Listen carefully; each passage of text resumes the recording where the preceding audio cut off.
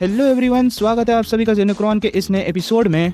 और आज हम बात करने वाले हैं एवेंजर्स डूम्सडे के ट्रेलर से रिलेटेड कुछ प्रॉब्लम्स के ऊपर। अब आगे बढ़ने से पहले मैं ये बात क्लियर कर देना चाहता हूँ कि मुझे पर्सनली इस ट्रेलर से कोई दिक्कत नहीं है। मेरे को ट्रेलर गाड़ फाड़ लगा एंड ऑनेस्टली एंड गेम के बाद ये मार्वल सिनेमैटिक यूनिवर्स की सबसे बड़ी मूवी होने वाली है और इसलिए स्टेक्स भी काफी हाई हैं। और उन्हीं स्टेक्स को मद्देनजर रखते हुए मुझे कुछ जेन्युइन प्रॉब्लम्स नोटिस हुई इस ट्रेलर में जो मुझे थोड़ी कंसर्निंग लगी और आज हम उन्हीं के ऊपर बात करेंगे डिटेल में। तो अगर तुम्हें भी इस ट्रेलर को देखने के बाद कुछ मिक्स फीलिंग्स आई हैं तो तुम सही जगह आए हो। और इस वीडियो में मैं एवेंजर्स डूम्सडे के ट्रेलर से रिलेटेड इन टोटल 5 ऐसे प्रॉब्लम्स के ऊपर बात करूंगा जो मेरे को जेन्युइनली कंसर्निंग लग रही है। बाकी तुम अपना ओपिनियन मेरे को कमेंट करके जरूर बताना। तो सबसे बड़ी प्रॉब्लम जो मेरे को फील हुई वो ये है कि इस ट्रेलर में बहुत सारे कैरेक्टर्स को दिखाया गया है जो इस मूवी के अराउंड हाइप बिल्ड करने में काफी सही काम करते हैं। पर मेरा मेन कंसर्न इस चीज को लेकर ये है कि मार्वल इतने सारे कैरेक्टर्स को कैसे हैंडल करेगा एक लिमिटेड स्क्रीन टाइम के ऊपर, जहाँ एवेंजर्स डूम्सडे का रिपोर्टेड रन टाइम 2 घंटे और 45 मिनट का है, जो कम समय तो बिल्कुल भी नहीं है। पर हमें ये भी ध्यान रखना चाहिए कि इस मूवी में ऑलमोस्ट 30 से ज्यादा कैरेक्टर्स दिखने वाले हैं हमें। और यहाँ तुम ये आर्गुमेंट भी डाल सकते हो कि यार इन्फिनिटी वॉर में भी तो इतने सारे कैरेक्टर्स थे,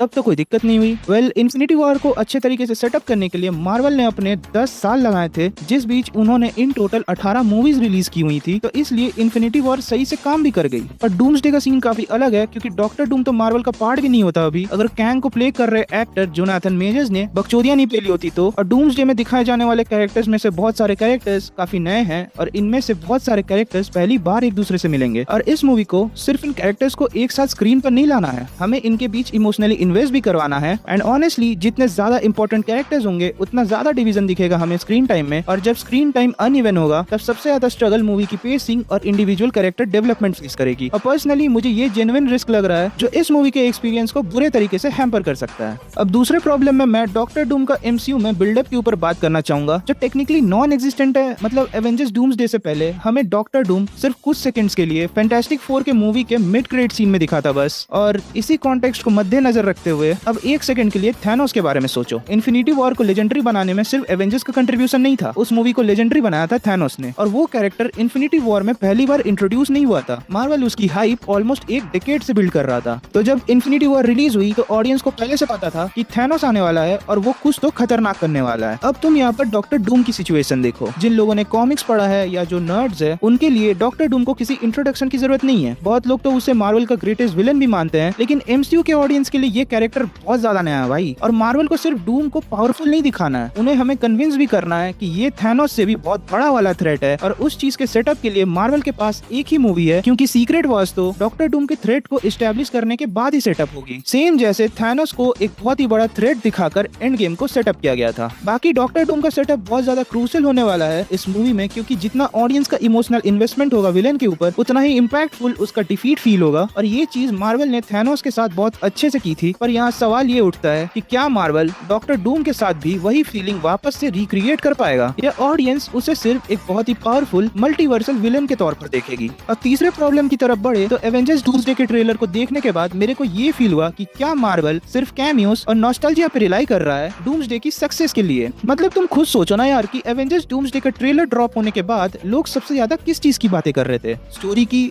नहीं, डॉक्टर डूम की थोड़ी बहुत बातें हो रही थी क्योंकि डूम ने 2 उंगली से थॉर का स्टॉर्म ब्रेकर अटैक रोका था। पर एवेंजर्स डूम्सडे के ट्रेलर के ड्रॉप होने के बाद सबसे ज्यादा बातें हो रही थी इस ट्रेलर में दिखाए गए कैमियोस की, जिधर हमें एक्समैन के कैरेक्टर्स देखने को मिले, फैंटास्टिक फोर के कैरेक्टर्स देखने को मिले, अपने ओजी एवेंजर्स के कैरेक्टर्स भी देखने को मिले, जिधर अपने थॉर चचा और कप्तान साहब तो थे ही। और यही कैरेक्टर्स काफी ज्यादा ट्रेंड भी कर रहे हैं एवेंजर्स डूम्सडे के ट्रेलर के बाद। और मेरे लिए यही एक प्रॉब्लम छुपी हुई है। आगे बढ़ने से पहले मैं ये क्लियर कर देना चाहता हूँ कि मेरे को कैमियोस से कोई दिक्कत नहीं है। मैं खुद काफी हाइप में था डूम्सडे के ट्रेलर को देखने के बाद, क्योंकि ऑनेस्टली पिछले कुछ सालों में मार्वल ने काफी भांग भोजड़ा मचा रखा है यार। और टेक्निकली मार्वल की one of the most prominent identity audience को हाइप और सरप्राइज करने में ही रही है, जो एंड गेम के बाद काफी ढीली पड़ गई थी। लेकिन सरप्राइज और स्टोरी टेलिंग दोनों बहुत ही अलग चीजें होती है। और तुम थोड़ा सा भी दिमाग लगा के सोचोगे तो तुम्हें भी थोड़ा शक होगा कि यार ये मार्वल वाले हमें एक अच्छी मूवी बेचने के बजाय नॉस्टैल्जिया और कैमियोस तो नहीं बेच रहे हैं। क्योंकि अगर ऑडियंस थिएटर सिर्फ इसलिए जा रही है क्योंकि कैमियोस ने मूवी की हाइप बढ़ा रखी है, तो मूवी खत्म होने के बाद काफी एम्प्टीनेस सा फील होने वाला है। इन्फिनिटी वॉर में भी मार्वल ने बहुत ही अच्छी फैन सर्विस की थी, लेकिन उस मूवी को लेजेंडरी सिर्फ इसलिए नहीं माना जाता कि स्पाइडरमैन और गार्डियंस ऑफ द गैलेक्सी के कैरेक्टर्स एक ही साथ स्क्रीन शेयर कर रहे थे। उसे लेजेंडरी बनाया था उसकी स्टोरी ने, उसके स्टेक्स ने और उसके विलन ने। और डूम्सडे को भी एग्जैक्टली वही बैलेंस मेंटेन करना पड़ेगा, क्योंकि कैमियोज हाइप बना सकते हैं और ऑडियंस को मूवी थिएटर तक भी ला सकते हैं, लेकिन थिएटर से बाहर निकलने के बाद लोग मूवी को उसकी स्टोरी की वजह से याद रखते हैं, क्योंकि एक अच्छा मूवी एक्सपीरियंस सिर्फ और सिर्फ एक अच्छे स्टोरी लाइन से बनती है,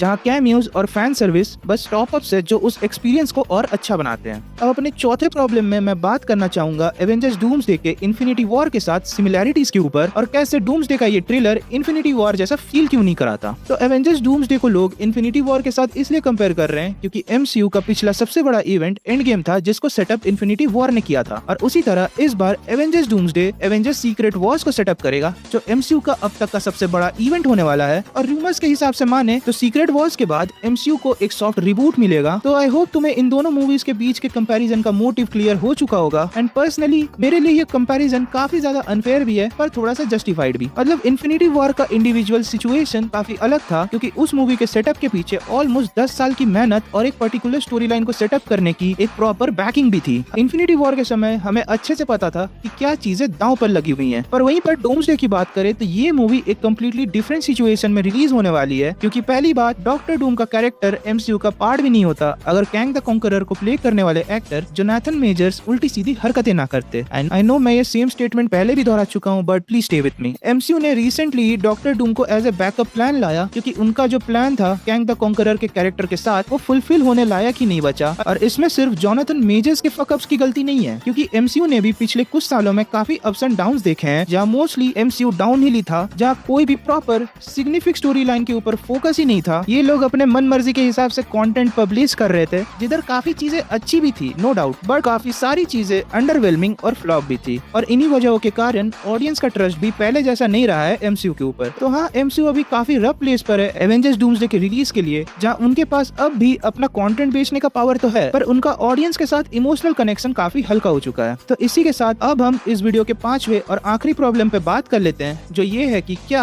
आरडीजे की कास्टिंग एज डॉक्टर डूम एक डेस्परेट मूव थी मार्वल की तरफ से। एंड पर्सनली आई फील ये प्रॉब्लम सिर्फ एवेंजर्स डूम्सडे के ट्रेलर के साथ नहीं जुड़ी हुई है, ये थोड़ा एमसीयू से रिलेटेड ओवरऑल प्रॉब्लम को भी दर्शाता है। तो जब 2024 के कॉमिक कॉन में रॉबर्ट डाउनी जूनियर को डॉक्टर डूम के कैरेक्टर में वापस से रिकास्ट किया गया, तो पूरा इंटरनेट बौखला गया था भाई, क्योंकि मार्वल ने एमसीयू के उस कैरेक्टर को रिकास्ट किया था जिसने एंड गेम तक एमसीयू को कैरी किया हुआ था। और आरडीजे का टोनी स्टार्क सिर्फ एमसीयू का ही प्रोमिनेंट फेस नहीं था, बल्कि वो पूरे पॉप कल्चर के one of the most prominent figures में से एक था, जिसकी स्टोरी से लिटरली एमसीयू की शुरुआत हुई थी और जिसके एंड से एमसीयू के गोल्डन पीरियड की डेथ दी हो गई थी। और मैं ऐसा इसलिए कह रहा हूँ क्योंकि हम सभी जानते हैं कि पिछले कुछ सालों में एमसीयू के प्रोजेक्ट्स को काफी मिक्स्ड और अंडरवेलमिंग रिस्पॉन्स मिला है, जिससे एमसीयू ने वो प्रोमिनेंस लूज कर दी है जो उन्होंने एंड गेम तक बना रखी थी। एंड आई पर्सनली फील इसी वजह से एमसीयू को उस बंदे को वापस लाना पड़ा जो एक टाइम पर उनका फेस था और जिसने एमसीयू के गोल्डन पीरियड को कैरी किया था। तो हाँ, आई डेफिनेटली फील कि एमसीयू की डेस्परेशन नहीं आरडीजे को एज डॉक्टर डूम कास्ट करवाया, पर ये मेरा पर्सनल ओपिनियन है, तो उतना ज्यादा भारी में मत लेना। मेरे लिए मार्वल का आरडीजे को डॉक्टर डूम में कास्ट करना लिटरली एक मार्केटिंग डिसीजन था जो एमसीयू को वापस प्रोमिनेंस पे ला सकता है, जहाँ काफी लोगों का ये भी मानना है कि ये एक क्रिएटिव डिसीजन था मार्वल की साइड से, पर मैं उस स्टेटमेंट से पर्सनली अग्री नहीं करता। पर ये डिसीजन एमसीयू का अब तक का सबसे रिस्की डिसीजन है, क्योंकि अब तुम्हें स्टेक्स पता है और इसका पे ऑफ कैसा होगा ये तो सिर्फ दिसंबर में ही पता चलेगा। तो इतने सारे हेवी और डिटेल डिस्कशन के बाद अब फाइनली इस वीडियो के कंक्लूजन पे बात कर लेते हैं। तो क्या एवेंजर्स डूम्सडे के साथ प्रॉब्लम्स है? हाँ, अगर प्रॉब्लम जैसे बड़े वर्ड को सिंप्लीफाई करके बताऊं तो कंसर्न्स तो काफी सारे डेफिनेटली दिख रहे हैं मेरे को, लेकिन अभी हमने सिर्फ ट्रेलर देखा है, मूवी नहीं, और ट्रेलर का काम सिर्फ एक्साइटमेंट क्रिएट करना होता है। फाइनल जजमेंट मूवी देखने के बाद ही दे सकते हैं। बाकी पर्सनली मेरे को ट्रेलर जेन्युइनली एक्साइटिंग लगा, स्केल इंप्रेसिव था,